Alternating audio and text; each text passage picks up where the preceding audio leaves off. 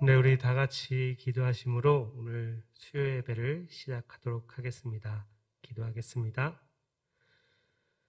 하나님, 코로나19로 또 경제적인 상황도 안 좋고 또 정치적으로는 대선을 앞두고 있고 우리의 시선을 사로잡는 수많은 일들이 있습니다. 하지만 우리의 눈이 이 땅에 매여 있지 않게 하여 주시옵소서. 주님께서 저희들의 눈을 열어주셔서 주님의 일하심을 보게 하여 주시고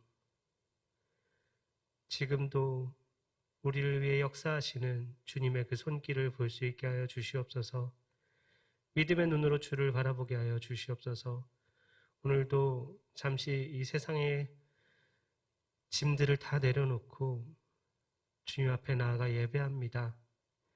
그 안에서 위로를 얻게 하여 주시고 그 안에서 힘을 얻게 하여 주시고 그 안에서 주님을 아는 지식을 알게 하여 주시옵소서.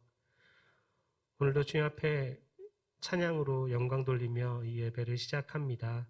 주님, 저희들의 찬양 가운데 임하셔서 홀로 영광 받아 주시옵소서.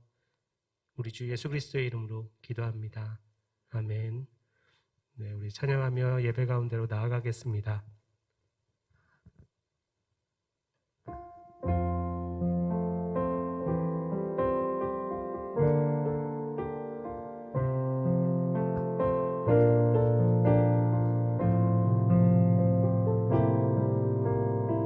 우리 모두 예배하는 자 되어 온전히 영과 진리로 주를 예배하자. 주가 우리와 함께 영원히 함께 하시고 마르지 않는 샘물로 우릴 채우시리라. 모두 예배하는 자 되어 온전히 영과 진리로 주를 예배하자. 주가 우리와 함께 영원히 함께 하시고 마르지 않는 샘물로 우릴 채우시리라. 다시 한번 우리 모두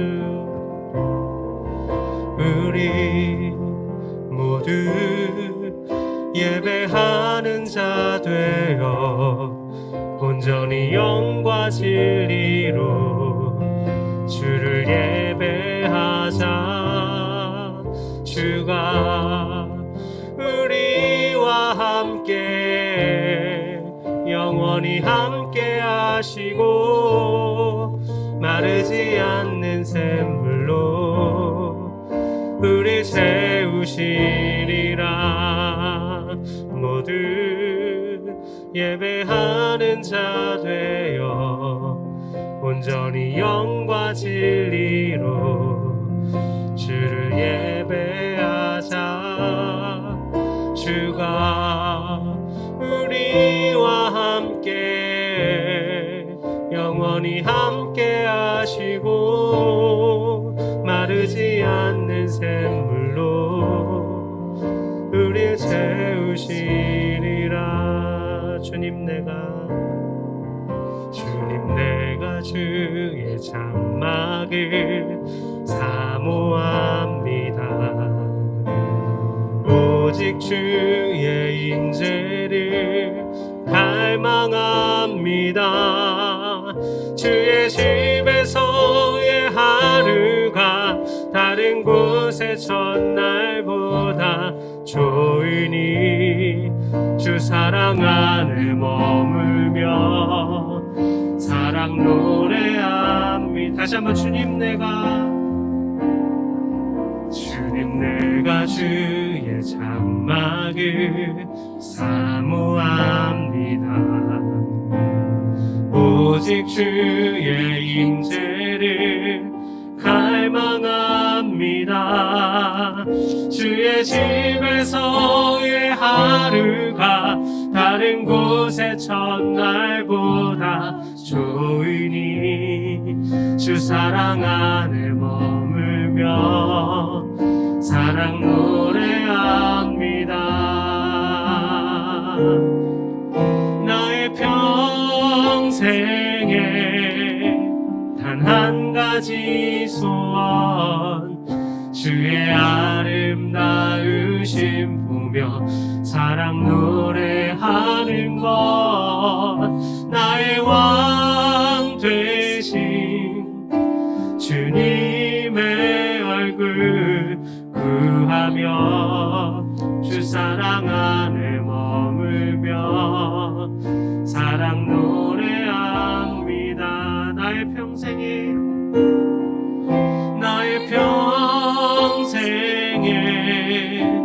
단 한 가지 소원, 주의 아름다우심 보며 사랑 노래하는 것, 나의 왕 되신 주님의 얼굴 구하며 주 사랑 안에 머물며 사랑 노래하. 한 번 더 고백합니다. 나의 평생에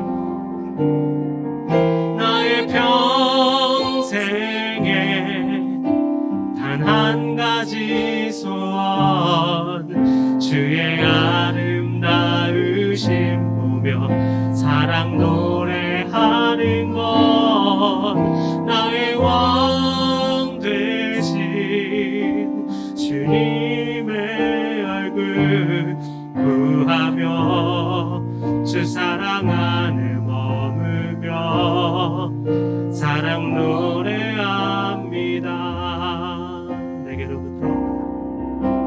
내게로부터 눈을 들어 주를 보기 시작할 때 주의 일을 보겠네. 내 작은 마음 돌이키사 하늘에 꿈꾸게 하네. 주님을 볼 때 시선을 주님께 드리고 살아계신 하나님을 느낄 때 내 삶은 주의 역사가 되고 하나님이 일하기 시작하네. 다시 한번 내게로부터 눈을 들어 주를 보기 시작할 때 주의 일을 보겠네. 내 작은 마음 돌이키사 하늘에 꿈꾸게 하네. 주님을 볼 때 모든 시선을 주님께 드리고 살아계신 하나님을 느낄 때 내 삶은 주의 역사가 되고 하나님이 일하기 시작하네. 성령이 나를 변화시켜 모든 두려움 사라질 때 주의 일을 보겠네. 황폐한 땅 한가운데서 주님 마음 알게 되리. 주님을 볼 때 모든 시선을 주님께 드리고 살아계신 하나님을 느낄 때 내 삶은 주의 역사가 되고 하나님이 일하기 시작하네. 모든 시선을 주님께 드리고 전능하신 하나님을 느낄 때 세상은 주의 나라가 되고 하나님이 일하기 시작하네. 모든 시선을 주님께 드리고 살아계신 하나님을 느낄 때 내 삶은 주의 역사가 되고 하나님이 일하기 시작하네. 모든 시선을 주님께 드리고 전능하신 하나님을 느낄 때 세상은 주의 나라가 되고 하나님이 일하기 시작하네.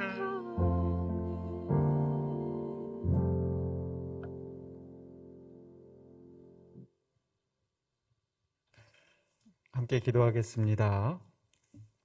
거룩하신 아버지 하나님, 은혜를 감사합니다.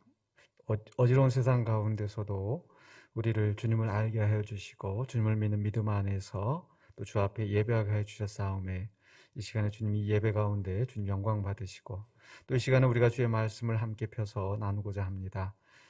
성령님께서 우리의 마음을 주장하여 주시고 우리의 눈을 열어 주님의 뜻을 밝히 보게 하여 주시고 또 말씀을 온전히 실천하며 주의 뜻을 이루어가는 주의 백성 되게 하여 주시옵소서.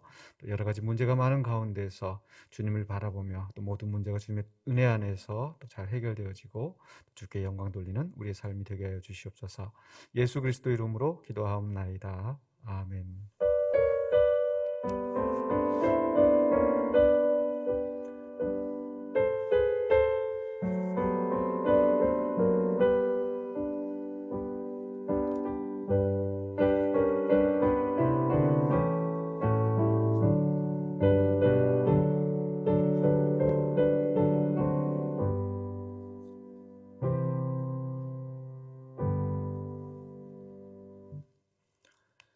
하나님 말씀 요한복음 3장 10절로 15절입니다. 신약성경 145, 146쪽에 요한복음 3장 10절로 15절 말씀.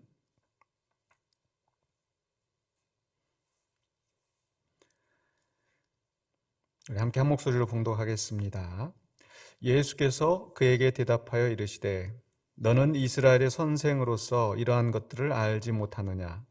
진실로 진실로 내게 이르노니 우리는 아는 것을 말하고 본 것을 증언하노라.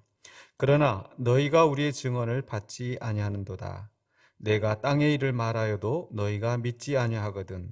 하물며 하늘의 일을 말하면 어떻게 믿겠느냐? 하늘에서 내려온 자 곧 인자 외에는 하늘에 올라간 자가 없느니라. 모세가 광야에서 뱀을 든 것 같이 인자도 들려야 하리니 이는 그를 믿는 자마다 영생을 얻게 하려 하심이니라. 아멘. 네, 오늘 말씀의 제목은 어떤 프레임으로 보는가입니다. 네, 프레임이라는 말, 그 틀이라는 용어인데 이 틀이라는 게 참 중요합니다. 사진을 찍는 사람들이 사진에 초점을 잘 맞추고 또 좋은 피사체를 찾아서 또 적당한 시간 또 적당한 빛 이런 것들을 잘 맞춰서 찍는 게 중요한데 그 중에 하나 또 중요한 게 이 프레임입니다. 그러니까 어떤 구도로 찍을 것이냐. 그래서 사진을 찍는 사람들이 간혹 이렇게 손을 이렇게 해가지고 이 프레임을 맞춰보는 그런 그 동작을 하는 것을 아마 보신 적이 아마 있으실 것 같아요. 저도 이게 사진을 잘 못 찍는 편인 것 같은데, 아내와 같이 사진을 찍으러 이렇게 다니다 보면 좀 이렇게 구도를 이렇게 잡고 찍어라. 이 나뭇가지가 보이고 이 산이 보이고 뭐 이렇게 설명을 듣고 그 틀에 맞춰서 사진을 찍으면 조금 더 보기가 좋은 그런 장면이 찍혀지더라고요. 이 프레임이라는 게 굉장히 중요합니다. 사진에서뿐만 아니라 우리의 삶 속에서도 우리가 어떻게 바라볼 것인가, 또 그것을 보고 어떤 생각의 틀로 우리가 이해할 것인가, 이런 게 굉장히 중요하다는 거죠.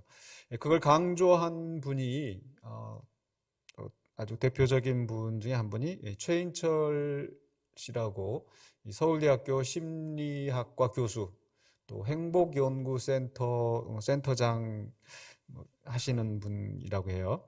그분의 책이 프레임이다. 그래서 부제로 나를 바꾸는 심리학의 지혜. 이 사람 심리에 따라서 이 대상을 바라보는, 또 사건을 바라보는 그 마음이 달라지고, 또 그걸 어떻게 또 내가 잘 조절을 해서 어떤 행복을 찾아가느냐, 이런 취지의 책인 것 같습니다.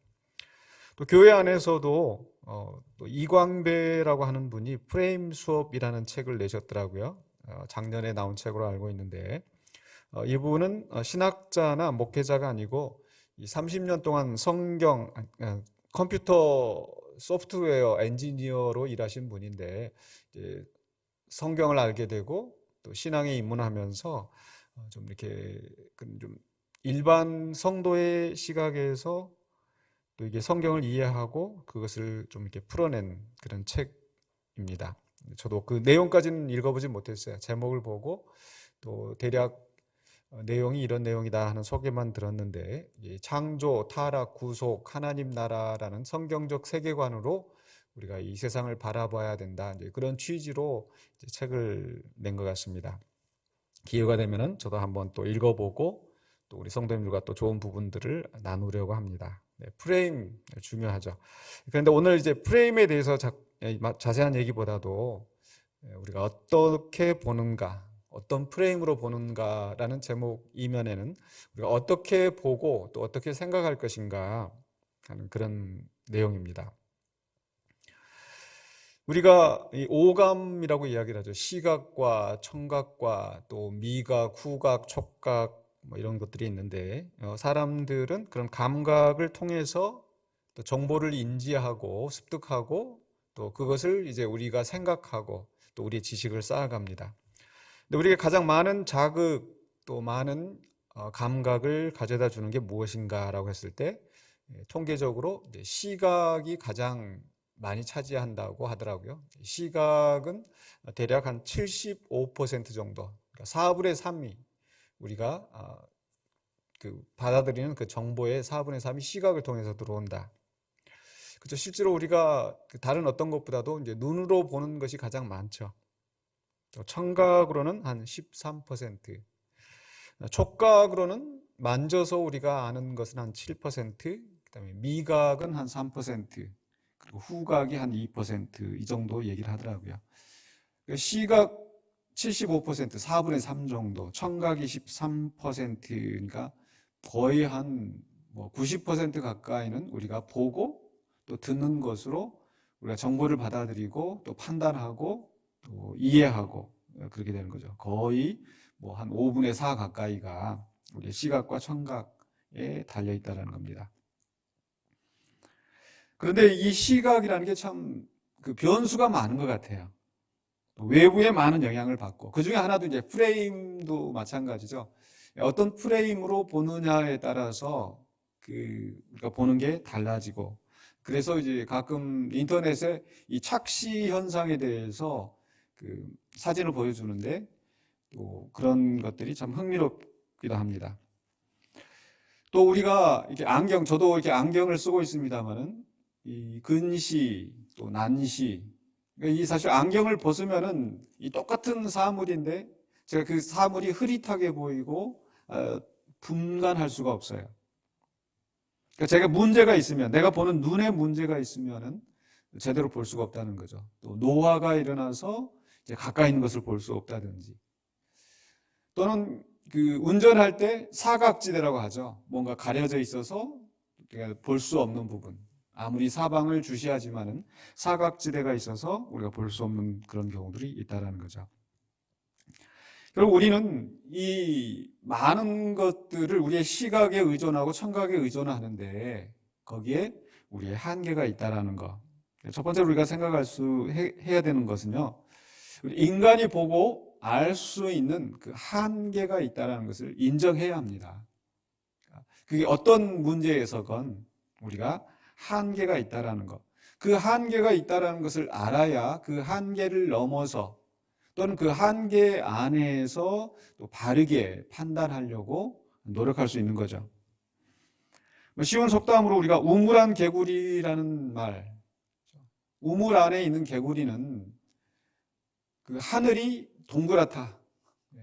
그리고 그 하늘에는 뭐 별이 몇 개 떠 있다랄지 뭐 그 우물 안에서 바라보는 그 개구리의 한계가 분명히 있는 겁니다. 마찬가지로 우리 사람도 우리가 볼 수 있는 한계가 있다라는 거. 그렇다면은 이 우물안 개구리가 그 한계를 넘어서 보거나 이해하려면 어떻게 해야 되겠습니까? 그러니까 이 개구리가 우물 바깥으로 나오든지 또는 우물 밖에 그 한계를 넘어서 볼 수 있는 존재를 통해서 듣거나 또는 그가 뭐 사진을 찍어서 전달을 하든지 비디오 영상을 찍어서 전달을 하든지 그래서 간접적으로 그 한계를 넘어서 보고 이해할 수밖에 없는 거죠. 그런데 그 자꾸 우물안 개구리 안에 틀 안에만 머물러 있으면 그리고 그것에만 의존해서 판단을 하면은 우리가 그 판단에는 오류가 생길 수밖에 없는 겁니다. 그런 점에서 오늘 본문 속에서 예수님을 찾은 니고데모는 분명히 육신의 한계를 가지고 있었지만 적어도 예수님을 찾아온 것에 대해서는 높이 평가해야 되지 않을까 하는 생각을 해봅니다. 이 니고데모는 유대인의 선생이었습니다. 관원이었습니다. 많이 배운 사람이었습니다. 그러나 예수님과 대화 속에서 보면은 이스라엘의 선생이면서도 그가 온전히 깨닫지 못하는 부분이 있었다는 거죠. 왜냐하면 자기가 알고 있는 지식, 종교적인 전통, 그 세계관, 그 종교관 속에서 생각하는 그 한계가 있기 때문입니다. 그럼에도 불구하고 적어도 그가 예수님께 찾아와서 예수님을 인정하는 것을 알 수가 있습니다. 요한복음 3장 2절에 보니까 그가 밤에 예수께 와서 이르되 랍비여 우리가 당신은 하나님께로부터 오신 선생인 줄 아나이다. 하나님이 함께 하시지 아니하시면 당신이 행하시는 이 표적을 아무도 할 수 없음이니이다. 바로 앞에 요한복음 2장 23절에서 6월절에 예수께서 예루살렘에 계시니 많은 사람이 그의 행하시는 표적을 보고 그의 이름을 믿었으나 표적을 보고 믿는 사람들이 있었다는 거죠. 물론 어떤 사람들은 그것을 보고도 믿지 않는 사람이 있었지만 적어도 니고데모는 예수님이 행하시는 표적을 보면서 예수님은 하나님께로부터 오신 분이다. 그런데 하나님께로부터 오신 분, 그게 전부가 아니더라고요. 그러니까 하나님께로부터 오신 하나님의 아들로 그분을 믿은 것이 아니라 하나님께로부터 오신 선생인 줄 아나이다 이렇게 얘기를 하죠. 선생, 랍비. 그러니까 우리가 믿는 예수님은 하나님의 아들이시고 하나님이 보내신 분이라는 그런 신앙 고백에서 니고데모가 온전히 예수님을 믿은 것이 아니라 하나님께로부터 오신 선생이다. 이 말 속에는요, 그 선지자들이 하나님께로부터 보냄을 받아서 또 말씀을 가르치는 그런 역할을 하죠.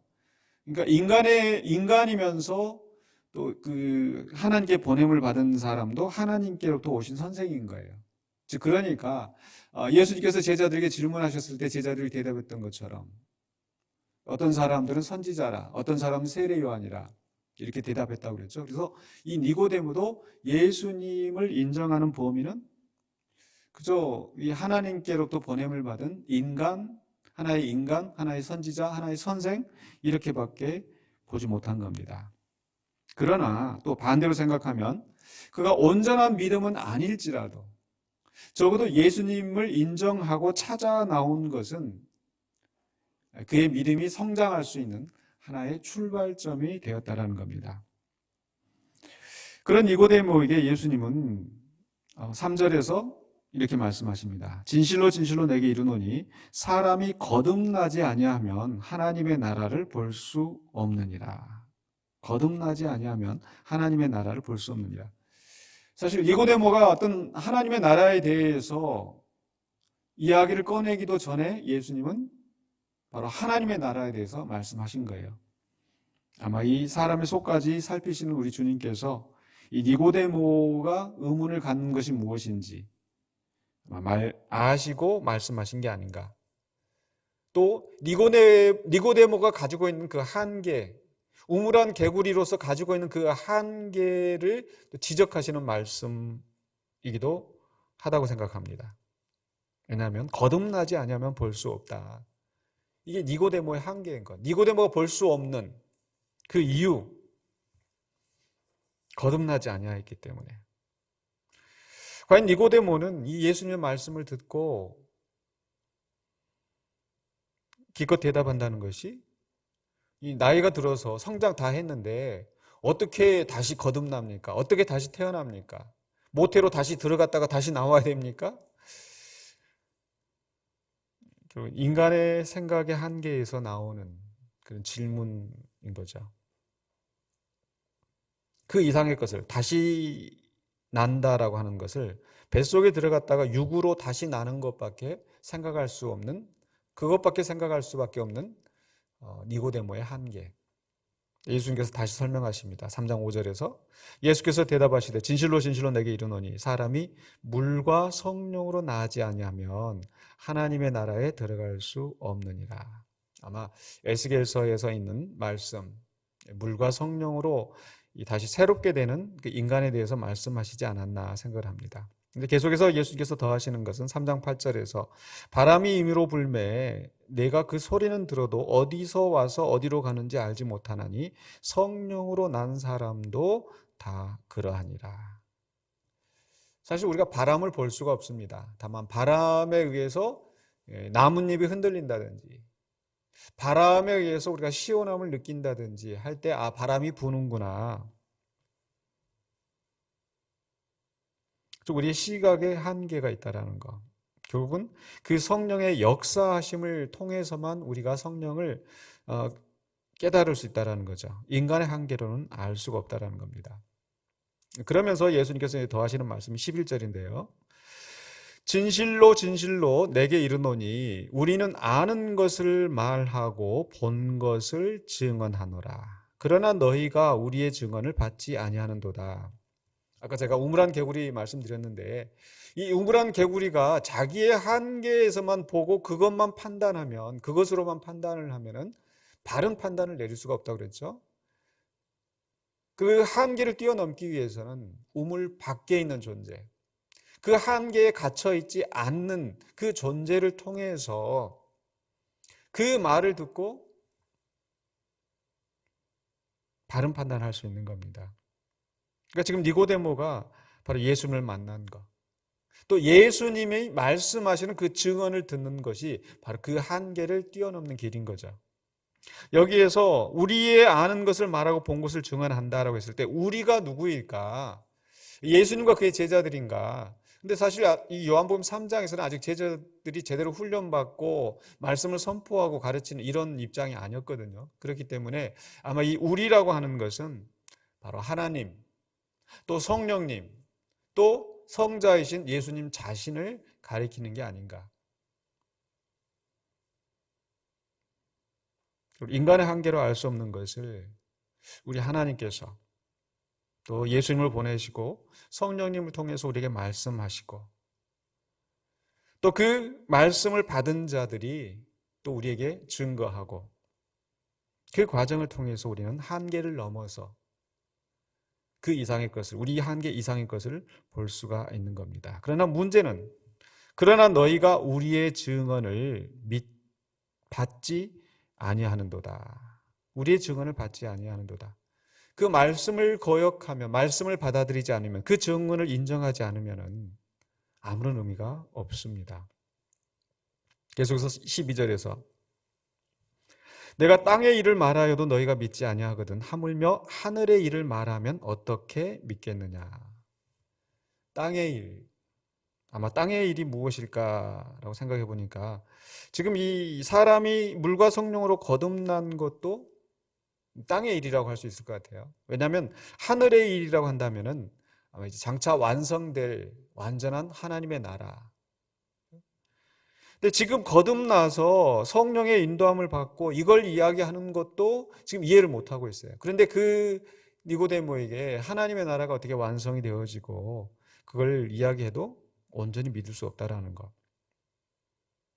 결국은 그 증언을, 예수님의 증언을 받아들이고 또 그 증언하신 예수님이 참되신 것을 믿을 때에, 믿고 받아들일 때에 그 증언이 의미가 있습니다. 그런데 사람들은 그걸 믿지 않는 거예요. 예수님을 믿지 않고 예수님의 증언을 받아들이지 않고. 그래서 사도 바울이 고린도전서 2장 9절에 이렇게 이야기를 하는 거예요. 기록된 바 하나님이 자기를 사랑하는 자들을 위하여 예비하신 모든 것은 눈으로 보지 못하고 귀로 보지 못하고 사람의 마음으로 생각하지도 못하였다 함과 같으니라.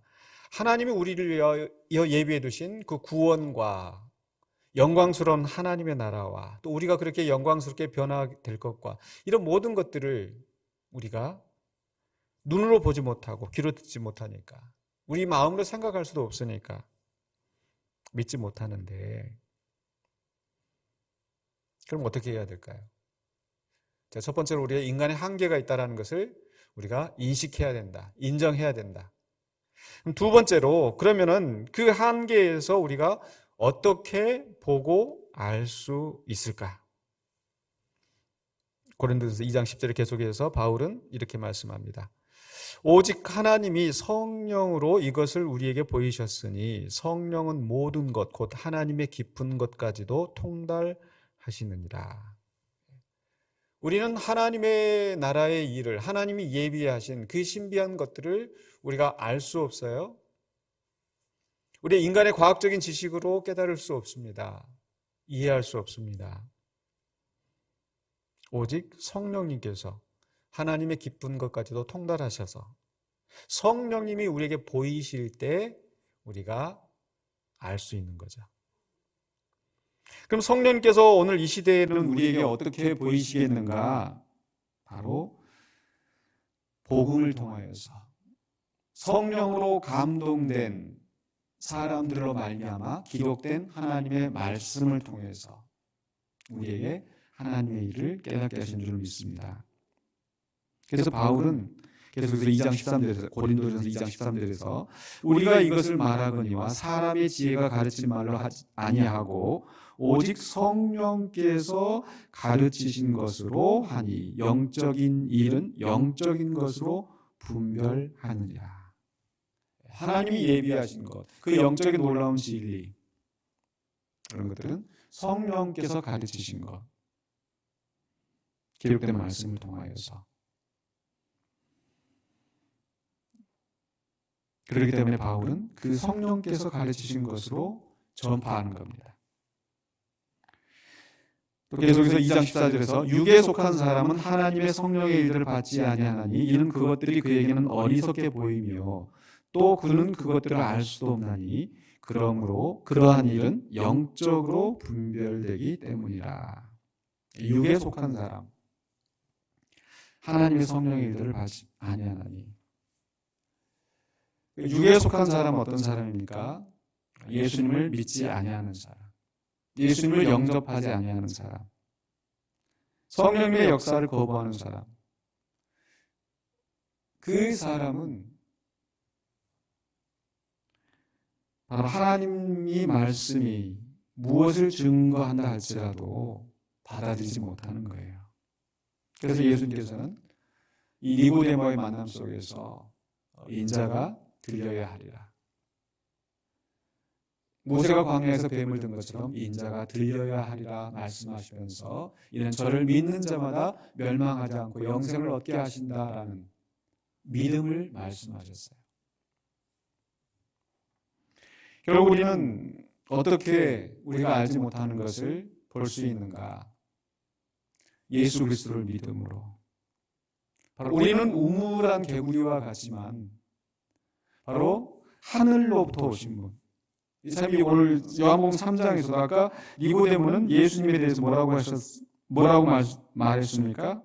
하나님께로부터 오신 선생이라고 했잖아요. 근데 예수님은 자기 자신에 대해서 뭐라고 말씀하냐면 3장 13절에 보니까 하늘에서 내려온 자, 곧 인자 외에는 하늘에 올라간 자가 없느니라. 예수님은 하늘에서 내려온 자, 하나님과 동등하신 분. 그런데 이 땅에 내려오신 예수님, 그분을 믿을 때에 그리고 그분이 증거하시는 그의 가르침, 또 그 성령을 통하여서 기록되어진 그 말씀을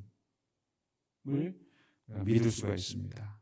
받아들일 수가 있습니다. 그래서 가장 기본이 되는 것은 예수님을 믿고, 그리고 예수님을 믿고 나서 계속해서 우리는 성경을 통하여서 그 예수 그리스도의 증언과 또 성령의 감동을 받아 기록된 이 말씀을 통하여서 우리는 보고 듣고 그래서 생각하고 이해하고 깨닫게 되어진 줄로 믿습니다. 그렇기 때문에 우리는 어떤 프레임으로 봐야 돼요? 성경을 통해, 성경의 프레임으로 우리는 봐야 합니다. 마치 니고데모가 예수님을 찾아온 것처럼 이제 우리 예수님은 물리적으로 우리 가운데 있지 않으세요. 그렇다면 우리는 어디로 나아가야 되는가? 성경 앞으로 가야 되겠죠. 그래서 마지막 세 번째로 우리는 성경을 통해서 무엇을 보는가를 생각해 보길 원합니다. 성경을 통해서 우리가 봐야 될 것. 세 가지 비유를 좀 말씀드리고 싶은데요. 성경이 무엇과 같은가? 첫 번째로 성경은요, 안경과 같다. 안경과 같다. 우리가 왜 안경을 씁니까? 눈이 나빠져서. 안경이 없으면 보지 못하니까.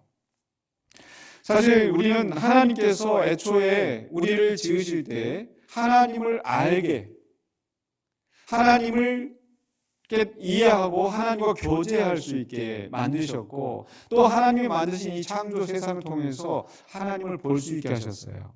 그래서 로마서 1장 20절에 창세로부터 그의 보이지 아니하는 것들, 곧 그의 영원하신 능력과 신성이 그가 만드신 만물에 분명히 보여 알려졌나니 그러므로 그들이 핑계하지 못할지니라. 분명히 보여 알게 하셨는데 우리가 보지 못하는 거예요. 왜? 우리의 눈이 죄로 말미암아서 왜곡되어졌고 약해졌고 가려졌고, 그렇기 때문에 우리는 하나님께서 성경을 통하여서 우리에게 보여주시는 것, 그 성경을 통하여서 볼 때에 우리가 이 세상을 바로 볼 수가 있고요, 또 이 자연과 이 역사와 이 모든 것들을 우리가 바로 볼 수 있습니다. 성경을 통해서 우리는 무엇을 보는가? 하나님이 창조하신 세상. 이거 없이도 잘 보이는데, 하나님이 만드신 이 산, 들, 꽃 다 잘 보이는데, 아니요, 성경이 없이는 그게 누가 만드셨는지, 왜 만드셨는지 이걸 볼 수가 없다라는 거예요. 그러니까 성경을 통해서 우리는 이 모든 세상을 바라보고 이해하고, 성경이 없이는 우리는 왜곡된 시선으로 세상을 바라볼 수밖에 없습니다. 그래서 지금 예를 들어서 우리가 대선이 진행되고 있어요. 성경에서 대통령 선거는 이렇게 해야 된다 저렇게 말씀하지 않으세요. 그런데 성경을 통해서 우리가 바른 지식을 깨닫고 우리가 어떻게 정치에 참여하고 또 어떻게 우리가 직장 생활을 하고, 바로 이 성경의 프레임으로, 성경이라는 이 안경을 통해서 우리는 세상을 바라보고 그 세상 속에서 하나님을 찾고 하나님의 뜻을 바로 이해해야 된다는 겁니다. 성경은 안경과 같다. 그러니까 우리가 보는 모든 것들을 사실 성경의 프레임을 통해서 재해석하고 바라보는 이런 태도가 있어야 됩니다. 또 성경은 무엇과 같은가? 성경은 거울과 같다. 거울과 같다는 것은 우리가 거울을 통해서 우리 자신을 봅니다. 내가 누구인지, 어떤 존재인지. 우리가 우리 스스로 우리를 바라볼 수 없지만 바로 거울을 통해서 우리를 보고 깨닫는 것처럼 성경은 우리 자신이 누구인가를 알려줍니다. 우리는 누굽니까? 하나님의 형상으로 지음받은 존귀한 존재라는 것. 그러나 죄로 말미암아서 하나님으로부터 멀리 떠난 죄인이라는 것. 그래서 하나님이 필요한, 구세주가 필요한 존재라는 것. 이것들을 우리가 깨닫게 되는 거죠. 그래서 성경을 통해서 우리는 우리 자신이 누구인가를 봐야 합니다. 또 저는 이런 것을 생각하고 있습니다. 마지막으로 세 번째로 성경은 우리 특수 렌즈와 같다. 마치 망원경이나 현미경. 그러니까 인간의 한계를 넘어서 보여주잖아요. 우리가 이런 그 미생물을 볼 수가 없는데 현미경을 통해서 그 미생물을 볼 수 있는 것처럼 또 너무 멀리 있어서 천체 망원경. 그러니까 밤하늘에 보면서 우리 눈으로 보이지 않는 것들을 그 천체 망원경을 통해서 사람들은 그 별들을 관측하고 관찰하는 것처럼요. 우리 인간의 한계로 볼 수 없는 것들, 하나님의 나라에 대해서, 또 하나님이 세상을 어떻게 창조하셨는지, 어떻게 구원의 역사를 이루셨는지, 과거의 일에 대해서, 장래의 일에 대해서, 하늘의 일에 대해서, 하나님 나라의 일들에 대해서 성경을 통해서 알 수 있다는 것. 그래서 우리는 성경을 가까이 해야 합니다. 오늘 아침 새벽에도 그 말씀을 나눴는데 우리는 성경으로 돌아가자. 성경에는 우리가 그 구원에 이르는 지혜가 있고 하나님의 사람으로 온전하게 하는 모든 교훈과 책망과 의로 교육하기 바른 말씀들이 거기에 들어있기 때문에 우리는 성경으로 돌아가야 합니다. 성경이 우리를 온전하게 합니다. 그런데 마지막 마무리하기 전에 이 말씀을 드리고 싶습니다. 우리가 단지 성경을 보는 것, 아는 것에 그쳐서는 안 되고 성경의 프레임을 통해서 봐야 한다. 무슨 얘기냐면요. 우리가 이 안경이라는 그 프레임, 성경이라는 프레임을 통해서 우리가 봐야 된다고 그랬잖아요. 그러니까 우리가 안경을 바라보는 것, 이것이 중요한 게 아니죠. 망원경을 통해서 바라보면서 망원경 보면서 야, 이 망원경 좋다. 이게 아니라 궁극적으로는 그 망원경을 통해서, 현미경을 통해서, 안경을 통해서 우리가 봐야 하는 그 피사체, 그 대상을 보고 이해해야 된다는 거. 즉 우리가 성경을 보고 성경을 읽고 성경을 묵상하는 이유가 무엇인가? 단지 성경에 대한 지식이 아니라 성경을 통해 하나님이 무엇을 우리에게 말씀하시는가? 메시지에 귀를 기울여야 된다는 겁니다. 그리고 그 메시지를 우리가 물론 모든 성경은 모든 사람이 이해할 수 있도록 우리에게 쓰여진 말씀이지만 그러나 시간과 역사와 또 오랜 차이가 있고 또 여러 가지 그 문학적인 이런 기교들이 들어있고 또 언어적인 차이가 있고 하기 때문에 우리는 성경을 좀 더 진지하게 연구하고 그런데 그 연구라고 하는 것이 그 자체의 지식이 아니라 그것을 통해서 하나님이 전달하시는 메시지, 우리가 봐야 할 것, 하나님이 우리가 보기를 원하시고 깨닫기를 원하시는 그것으로 나아가야 된다는 거. 그러기 위해서 우리 정말 진지하게 고민하고 묵상하고 연구하고 그렇게 나가야 된다는 겁니다. 그래서 바로 우리는 성경을 통해서 하나님이 누구신지, 예수님이 누구시고 성령이 누구신지를 생각하고 내가 어떤 존재이고 또 우리가 사는 세상은 어떤 세상이고 어떤 역사가 진행이 되고 있고 그 속에서 내가 어떻게 살아야 되고 어떻게 내 사명을 감당해야 될지 이런 것들을 항상 끊임없이 생각하면서 이해하고 그렇게 삶을 살아나가야 될 줄로 믿습니다. 그래서 우리는 어떤 프레임으로 봐야 하는가? 성경의 프레임으로 봐야 된다. 성경 자체의 지식이 아니라 성경을 통해서 우리가 하나님의 뜻을 깨닫고 하나님 선하시고 기뻐하시고 온전하신 뜻이 무엇인지를 분별하고 그 뜻대로 살아나가는 성도가 될 때 우리가 하나님 앞에서 사랑받고 사람 앞에서 인정받고 은혜와 그 사랑과 지식이 더 성숙해 가게 될 줄로 믿습니다. 그렇게 살아가시는 우리 모두가 되시기를 주님의 이름으로 축원합니다. 기도하겠습니다. 거룩하신 아버지 하나님 은혜를 감사합니다. 우리에게 성경을 통해서 하나님을 알게 하여 주시고 그 세상을 알게 하여 주시고 우리 자신을 알게 하여 주시고 하나님의 뜻을 계시하여 주신 하나님, 그러나 우리가 성경을 멀리하고 인간의 생각대로 인간의 지혜대로 살아갈 때가 많이 있었음을 고백합니다. 우리의 인간적인 생각으로 판단하지 않게 해주시고 우리의 한계에 갇히지 않게 해주시고 또 이 성경을 묵상하고 성경을 읽고 또 연구하는 일에 나태해지지 않도록 도와주시옵소서.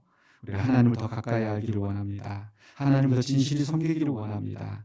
우리의 마음을 보시고 성령님께서 우리의 마음을 주장하여 주시고 또 주님 주신 말씀 속에서 온전히 성장하며 성숙할 수 있는 우리 모두가 되게 하여 주시옵소서. 예수 그리스도 이름으로 기도하옵나이다. 아멘. 하나님, 찬송가 366장입니다.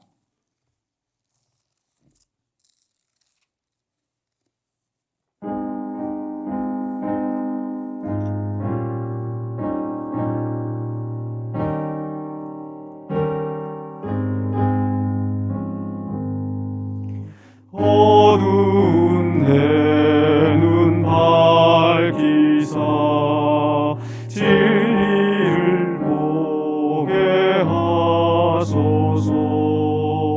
진리의 열쇠 내게 주사 참빛을 찾게 하소서.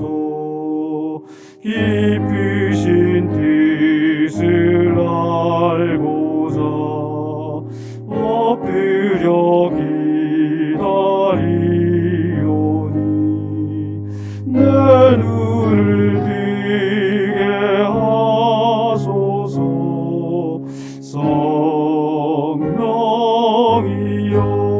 성령이여 막혀진 내 귀 여시사 주님의 귀한 음성을 이 귀로 밝히 들을 때에 내 기쁨 한량 없겠네.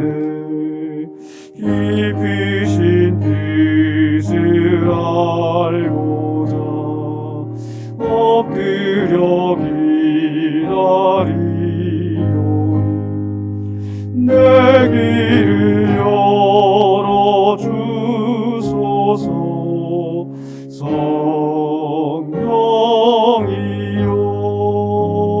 성령이여 봉해진 내 입 여시사 복음을 널리 전하고 차가운 내 맘 녹여주사 사랑을 하게 하소서. 깊으신 뜻을 알고자 엎드려 기다리오니 내 입을 열어주소서.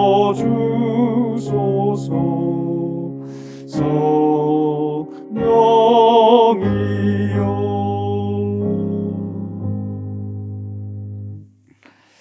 지금은 우리 주 예수 그리스도의 은혜와 하나님의 사랑하심과 성령님의 감동 강화하심이 주 앞에 예배하는 모든 심령들에게 이제부터 영원토록 함께 있을지어다. 아멘.